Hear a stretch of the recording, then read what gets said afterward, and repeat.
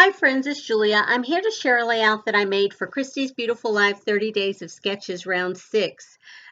This is actually day 24 or sketch 24, and I am using my October 2019 Counterfeit Kit Challenge kit. And the photos that I'm using are from a trip that I took in September of 2017. Yeah, I'm a little behind on my scrapbooking, but that's okay. They get scrapped eventually, right? All the photos get scrapped eventually that you want scrapped. I don't have to scrapbook every single photo that I own.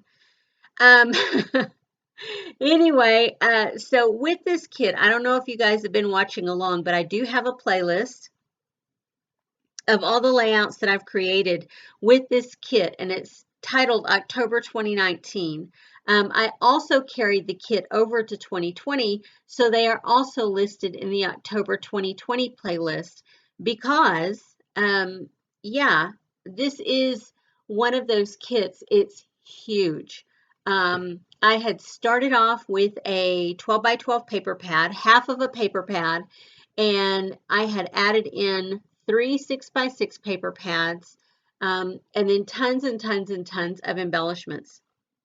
So several days ago, I ran out of 12 by 12 pattern paper. No worries, because I have the 6 by 6 paper pads and lots of scraps from the 12 by 12 papers. So the last couple of layouts have been utilizing those scraps, and it's worked out really well. You can see here I have scraps from the 6 by 6 paper pad, as well as I think a few solid sheets that I'm cutting down to work on this layout. I took strips there and I placed it down to make a border on one side, and I'm going to make a almost shelf-like going across the middle. And I will pull my ruler out only because I'm using multiple scraps, and so I want to have them all lined up across there. And I didn't realize till just now, looking at that paper, that it has hearts in the wood grain.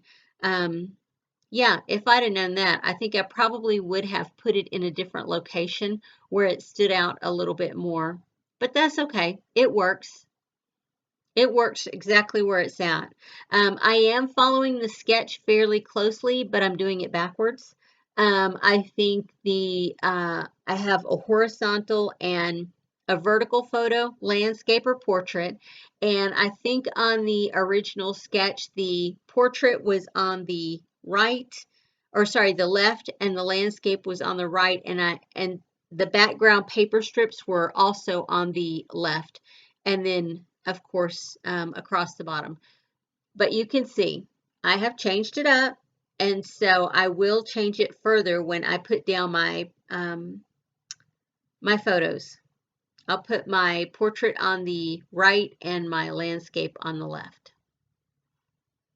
I hope all of that makes sense to you guys. Sometimes I get a little tongue-tied. So here I am. I'm using those leftover bits and pieces from that paper, and you can see I left a gap there on the one paper. I did it on purpose because that's where I'm going to have my photos, and I'm okay with having a gap there. It works out well for me.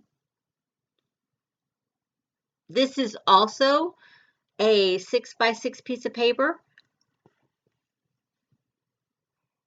I had previously cut it into 2 diamond shapes for a different layout. And here I'm just going to cut them down, each piece, to make strips to go along with the design that I have on the background. And you can see it's going to work, and you're not going to be able to tell that these are divided pieces. You can see if you put them together like that, they'll match up fine. So if you put them together and then stretch them out where you want them to go, nobody's going to know that they're cut apart in the background unless you tell them. And I'm not going to tell anybody, hey, you know what's under my photos? No, we all know that's not what we do. We just show people our finished layouts. We don't tell them the whole process that we went through to create the layout, whether it's Frankensteining letters or cutting our scraps apart in the back to fit the layout.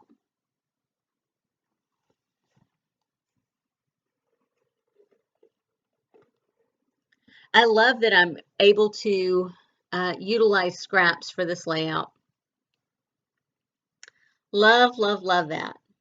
And here, one side had almost like a dark tint to the photo, and so or not to the photo, to the paper, almost like a distressing, and so it didn't look right where it matched up right over top of one of the photos. So I just flipped the papers around, and now you can't tell at all. The photos are a trip that I took to Pensacola, Florida. I went down to spend the week with my sister. I took a vacation, I think it was like in October, November one year. And when I first got there, she had been watching on webcam some turtles that were hatching. And I guess the mama turtle came up on the beach, laid her eggs, covered them over with sand, and then because this beach is in a state park, the conservationists there came around and marked off the areas where the eggs were, and then I guess put up webcams so that people could watch as days go by and they hatch. Because I don't think their egg cycle is very long, like maybe less than 30 days or something. I don't know. I could be lying to you, and I probably am because I really don't know. Anywho, my sister was watching along on webcam, and so when I got there, she was super excited because babies had been hatching during the day and walking to the ocean water.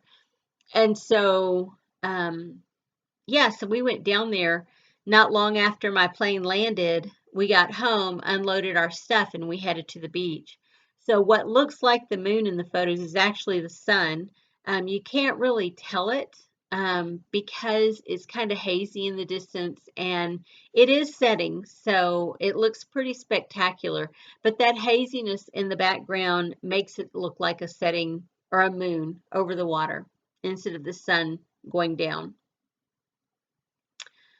Anywho, yeah, it was really fun to go. We did not see any turtles. We saw the turtle tracks, but we did not see any live hatchlings making their way to the ocean. So I don't know if maybe they don't hatch in the night. I don't know. We stayed down there for quite a little while watching and never saw anything. And that's okay. I can always, if I'm interested, I can always find it online, I'm sure somewhere. Somebody at some point has recorded it. Um, yeah. So you can see I put all of my letters for my title and my subtitle on the wax paper. I got kind of behind when I was doing Christy's Beautiful Life 30 Days of Sketches. And so rather than try and work at keeping up, because I would get a couple days behind and then catch up and then get a couple days behind and then catch up, what I did was I actually would batch the pages together. If I got behind and wasn't able to get the layout done for the day, then I would pull all the papers that I wanted to use and maybe the embellishments or create the title, all of that that you see on the sticky or on the wax paper there. And so I would know going in, it would be like a mini page kit. And so all I would have to do is basically cut things up and put them together however I wanted them. And so on that sticky sheet of paper, I pulled some strips of washi tape because initially I was going to use washi tape in the background with the pattern paper to create, strips behind the photos. And so I have all those random little pieces down there. And it's just to be as a representation of what I wanted to use on the layout. I also had stacked up these 6x6 washi strips from Felicity Jane.